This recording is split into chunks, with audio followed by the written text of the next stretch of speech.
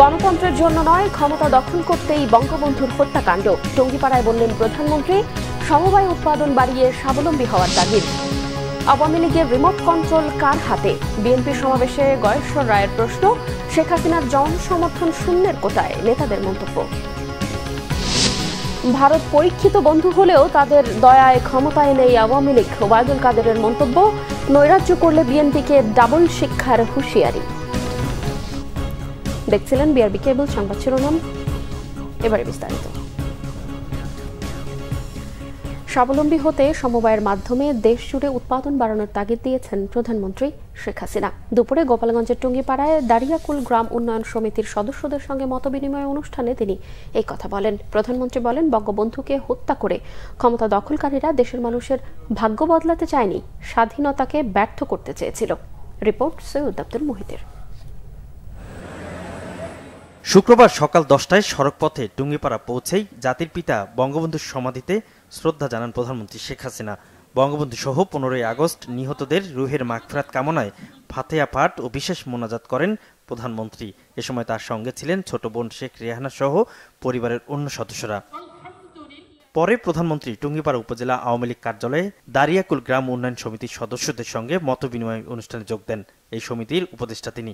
প্রধানমন্ত্রী বলেন, দারিদ্র্য বিমোচন করে মানুষের জীবন মানের উন্নতি সাধন করেছে সরকার, অথচ 75-এর 15ই আগস্ট বঙ্গবন্ধুকে হত্যার পর জনগণের জন্য কিছুই করা হয়নি। কৃষক কিষানি তারা একটা ভাগ পাবে, যারা শ্রম দেবে, জমির মালিক যারা তারা একটা ভাগ পাবে, আর সরকারের ভাগটা থাকবে সমবায়ের কাছে, যাতে সমবায় ওই জমি পুনরায় চাষ করবার সব রকম ব্যবস্থা নিতে পারে। সেই দিকে লক্ষ্য রেখে সমবায়ের কাছেও একটা ভাগ থাকবে, যাতে করে ফসল আরো বেশি অধিক পরিমাণে উৎপাদন হতে পারে। জাতির পিতা মাথাপিছু আয় যেটুকু বৃদ্ধি করেছিলেন, সেই $92 থেকে তিনি $270 পর্যন্ত বাড়িয়েছিলেন। পরবর্তীতে একটানা দেখা যাচ্ছে শুধু মানুষের আয় কমেই যাচ্ছে, কোনো সাধারণ মানুষের আয় বাড়েনি। কারণ জাতির পিতাকে হত্যা করে যারা ক্ষমতা নিয়েছিল তারা কিন্তু মূলত পক্ষে কোনো গণতান্ত্রিক ধারা না, তারা ক্ষমতা দখল করেছিল জাতির পিতাকে হত্যা করে, এবং তারা এই দেশের মানুষের ভাগ্য করতে চায়নি, আমাদের স্বাধীনতাটাকে ব্যর্থ করতে চেয়েছিল। আবহাওয়া সহ তথ্য প্রযুক্তির সুবিধা প্রত্যন্ত অঞ্চলে পৌঁছে দিতে দ্বিতীয় স্যাটেলাইট নির্মাণে সরকার ব্যবস্থা নিয়েছে বলেও জানান প্রধানমন্ত্রী। আমাদের যারা নেতৃবৃন্দ আছেন তারাও এ ব্যাপারে আন্তরিক হয়ে প্রত্যেকটা এলাকায় যেন এই সমবায়ের মাধ্যমে মানুষের উৎপাদন বাড়ানো, দারিদ্র্য বিমোচন এবং ক্ষুদ্র সঞ্চয়ের ব্যবস্থা হয়। এর পাশে আরেকটা কাজ করেছি, সেটাও আমি বলবো সবাইকে, বিশেষ করে আমাদের রাজনৈতিক নেতা কর্মী বা নিজেরা যারা নিজে কাজ করে খান তাদের জন্য, সেটা হচ্ছে সার্বজনীন পেনশন স্কিম। ভবিষ্যতে আমাদের মানুষের জীবন যাতে সুরক্ষিত থাকে এবং এই বয়স হয়ে গেলে কারোর উপর মুখোমুখি যাতে না হতে হয়, তার জন্য এই ব্যবস্থা করেছে। চাকরির জন্য ধর্ণা দিয়ে বেড়াবে না, এবং নিজে উদ্যোক্তা হয়ে অন্যকে চাকরি দিতে পারবে, নিজে মাস্টার হবে, অন্যকে কাজ দেবে। ঠিক সেই কথা মাথায় রেখে যুব সমাজের জন্য সেই ব্যবস্থাটাও রাখা আছে। অর্থাৎ বহুমুখী ব্যবস্থা আমরা করে দিচ্ছি এই কারণে যে আমরা দেশটাকে স্বাবলম্বী করতে চাই। পরে আমার বাড়ি আমার খামার কর্মসূচির আওতায় দারিয়াকুল গ্রাম উন্নয়ন সমিতির সুবিধা বঞ্চিত সদস্যদের মাঝে কৃষি ও শিক্ষা উপকরণ বিতরণ করেন প্রধানমন্ত্রী শেখ হাসিনা। সৈয়দ আব্দুল মুহিত, বাংলাভিশন, ঢাকা। প্রতিবেশীর দালালি করে আওয়ামী লীগ বেশি দিন ক্ষমতায় থাকতে পারবে না বলেছেন বিএনপির স্থায়ী কমিটির সদস্য গয়েশ্বর চন্দ্র রায়। বিএনপি চেয়ারপারসন বেগম খালেদা জিয়ার সুচিকিৎসা, নিঃশর্ত মুক্তি ও ভারপ্রাপ্ত চেয়ারম্যান তারেক রহমানের নামে দায়ের করা সকল মামলা প্রত্যাহারের দাবিতে নয়াপল্টনের সমাবেশে তিনি এসব কথা বলেন। গয়েশ্বর চন্দ্র রায় বলেন, শেখ হাসিনার সমর্থন এখন শূন্যের কোটায়।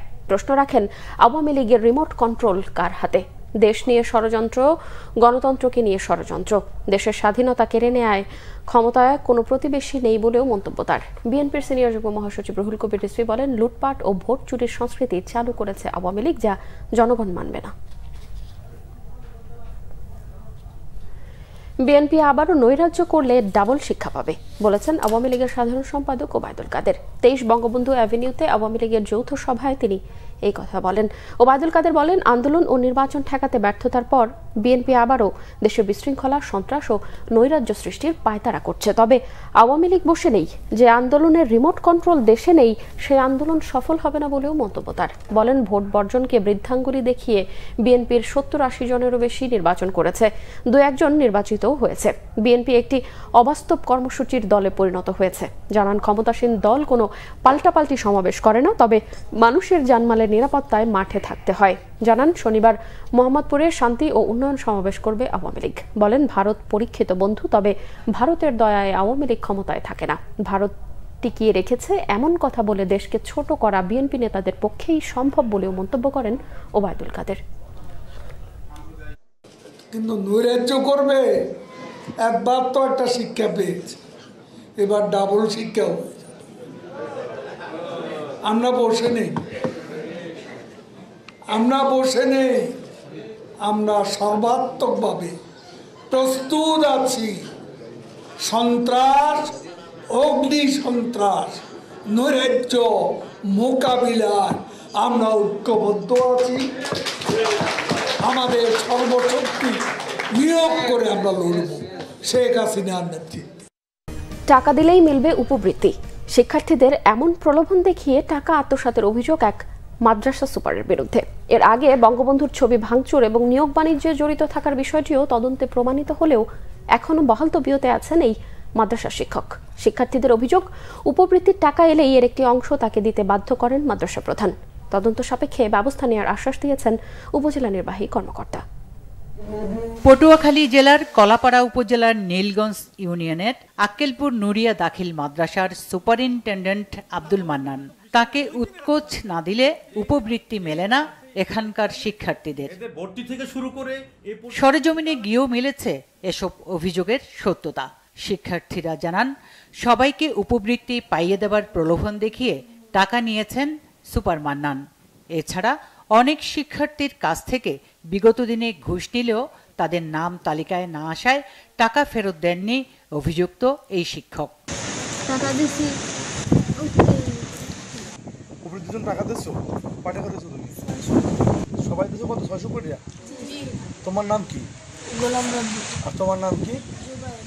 আমার কাছ থেকে বর্তমান 600 টাকা। আমার আব্বু এসে দিয়ে গেছে 600 টাকা। প্রথম দিছিলাম, হ্যাঁ, আমার নাম কম্পিউটারে বাদ করছে। কয় টাকা দিছিলাম? 600। সে টাকা ফেরত পাইছে?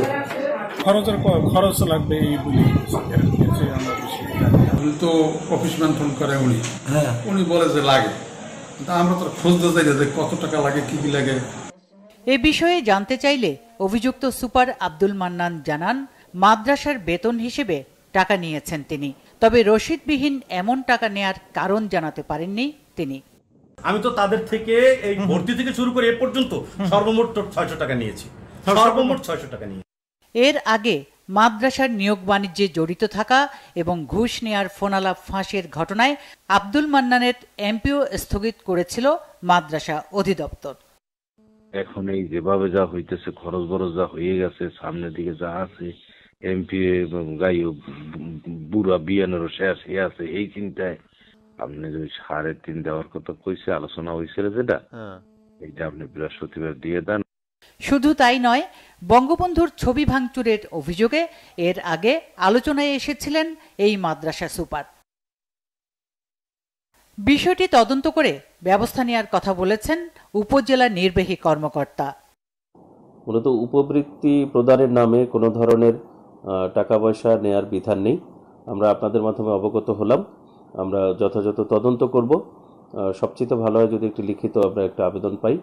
বেপরোয়া এই সুপারের লাগাম টানতে শিক্ষামন্ত্রীর হস্তক্ষেপ চান শিক্ষার্থী ও অভিভাবকরা। Bangla vision news desk. দেশের বিভিন্ন জায়গার আরো কিছু খবর নিয়ে এবার দেখুন একটি ডেস্ক রিপোর্ট। স্মার্ট বাংলাদেশ গঠনের লড়াইয়ে ছাত্রলীগকে সর্বোচ্চভাবে পাশে থাকার আহ্বান জানিয়েছেন গৃহায়ন ও গণপূর্ত মন্ত্রী আম ওবায়দুল মুক্তাদির চৌধুরী। দুপুরে ব্রাহ্মণবাড়িয়া জেলা ছাত্রলীগের কর্মী সভায় প্রধান অতিথির বক্তব্যে তিনি এই আহ্বান জানান। সরকারের কোনো প্রকল্পের টাকা হরিলুট হতে দেওয়া হবে না জানিয়েছেন বরিশালের বাকেরগঞ্জের সদ্য নির্বাচিত উপজেলার চেয়ারম্যান রাজীব আহমেদ তালুকদার। দুপুরে তার নিজ বাসভবনে আয়োজিত সংবাদ সম্মেলনে তিনি এ কথা বলেন। বিএনপির কেন্দ্রীয় দলীয় সিদ্ধান্তের পাশাপাশি নির্বাচনের সুষ্ঠু পরিবেশ বজায় না থাকার অভিযোগে প্রার্থিতা প্রত্যাহার করেছেন নরসিংদী শিবপুর উপজেলা বিএনপির চেয়ারম্যান প্রার্থী তোফাজ্জল হোসেন। দুপুরে নরসিংদী প্রেস ক্লাব মিলনায়তনে এক সংবাদ সম্মেলনে তৃতীয় ধাপের শিবপুর উপজেলা পরিষদ নির্বাচন থেকে তার প্রার্থিতা প্রত্যাহারের ঘোষণা দেন। এদিকে দলের নির্দেশে টাঙ্গাইল উপজেলা নির্বাচন থেকে সরে দাঁড়ালেন বিএনপি নেতা আসগর আলী। সকালে টাঙ্গাইল প্রেস ক্লাব অডিটোরিয়ামে সংবাদ সম্মেলনে এই ঘোষণা দেন তিনি। রাজশাহীতে বই পড়ার কর্মসূচির অংশ হিসেবে ২,২১২ জন শিক্ষার্থীর হাতে বই তুলে দিয়েছে বিশ্ব সাহিত্য কেন্দ্র ও গ্রামীণ ফোন। সকালে জেলার শিল্পকলা একাডেমিতে ৪টি ক্যাটাগরিতে ষষ্ঠ থেকে দশম শ্রেণীর শিক্ষার্থীদের হাতে পুরস্কার তুলে দেওয়া হয়। রাঙ্গামাটি বিজ্ঞান ও প্রযুক্তি বিশ্ববিদ্যালয়ের গুচ্ছভুক্ত সি ইউনিটের ভর্তি পরীক্ষা অনুষ্ঠিত হয়েছে। সকাল ১১টায় পরীক্ষা শুরু হয়ে শেষ হয়েছে দুপুর ১২টায়। ভর্তি পরীক্ষার কেন্দ্রগুলো পরিদর্শন করেন বিশ্ববিদ্যালয়ের ভিসি ডক্টর সেনিনা আক্তার। এতে অংশ নেন ১৪,৫২৩ জন পরীক্ষার্থী। টাঙ্গাইলের লৌহজং নদীর দুই পারে উন্নত জাতের ঘাসের বীজ রোপণ করা হয়েছে। এতে প্রধান অতিথি ছিলেন জেলা প্রশাসক কায়সারুল ইসলাম। সিরাজগঞ্জের রামগঞ্জ উপজেলায় বালুখেকদের হাত থেকে পুরাতন ইছামতি নদীর ফসলি জমি রক্ষা ও ভূমিহীনদের জন্য উন্মুক্ত করার দাবিতে মানববন্ধন ও বিক্ষোভ হয়েছে। উপজেলার ব্রাহ্মগাছা ইউনিয়নে ঘণ্টাব্যাপী কর্মসূচি পালন করেন স্থানীয় ভূমিহীন পরিবার। শর্মিলা কেয়া, বাংলা ভিশন নিউজ ডেস্ক। সংবাদ শেষ করব বিআরবি কেবল শিরোনামগুলো আরো একবার জানিয়ে। গণতন্ত্রের জন্য নয়, ক্ষমতা দখল করতেই বঙ্গবন্ধু হত্যাকাণ্ড, টঙ্গীপাড়ায় বললেন প্রধানমন্ত্রী। সমবায় উৎপাদন বাড়িয়ে স্বাবলম্বী হওয়ার তাগিদ। আওয়ামী লীগের রিমোট কন্ট্রোল কার হাতে? বিএনপির সমাবেশে গয়েশ্বর রায়ের প্রশ্ন। শেখ হাসিনার জনসমর্থন শূন্যের কোটায় নেতাদের মন্তব্য। ভারত পরীক্ষিত বন্ধু হলেও তাদের দয়ায় ক্ষমতায় নেই আওয়ামী লীগ, ওবায়দুল কাদেরের মন্তব্য। নৈরাজ্য করলে বিএনপিকে ডাবল শিক্ষার হুঁশিয়ারি। এই ছিল এখনকার মতো। পরের সংবাদ সন্ধ্যা 7:30টায় দেখার আমন্ত্রণ রইল। এছাড়াও বাংলা ভিশন সংবাদ ও সংবাদ সংশ্লিষ্ট অনুষ্ঠান দেখতে ভিজিট করুন www.bbnews24.com ও facebook.com/banglavisionnews এবং সাবস্ক্রাইব করুন youtube.com/banglavisionnews। এতক্ষণ সঙ্গে থাকায় ধন্যবাদ সবাইকে।